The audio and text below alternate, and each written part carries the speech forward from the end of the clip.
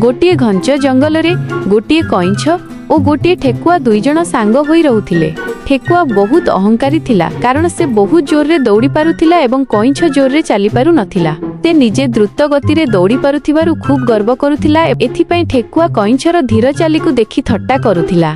तेही परी थट्टा करू करू दिने ठेकुआ कइंछ को कहिला, मो सांग कइंछ, तुमे कोन मो सहित एक दौड़ प्रतियोगिता लगेबाकू चाहुछ? जदि तुमे कहूछ तेबे गोटे प्रतियोगिता हो जाऊ। ताले ठीक अछि। आम भितरु जे प्रथमे से दूर रे थिबा नाली गछ पाखरे पहुँचिबो से जितिबो। हो ठीक अछि, मु बुझी गली। किछि समय परे एही दौड़ प्रतियोगिता देखिबा पई जंगलर सबु पशु माने उत्सुकता सहित सेठारे पहुँचिले। समस्ते जानिबाकू चाहुथिले जे किए जितिबो। एहा परे समस्तंक सम्मुखरे दौड़ आरंभ हैला। ठेकुआ खूब जोर रे दौड़िबाकू लागिला एवं तार सांग कइंछ धीरे धीरे चलिबाकू लागिला।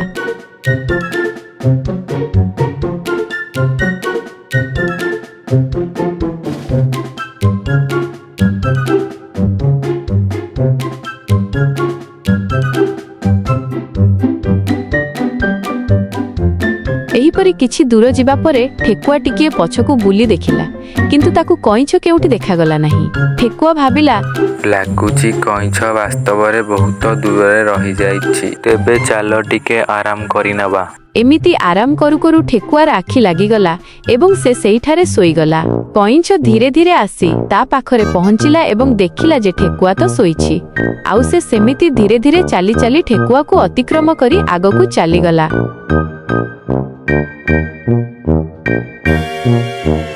किछि समय परे ठेकुआर आखि खोलिला एवं हठात से नाली गछ आड़कू जोरे दौड़िबाकू लागिला।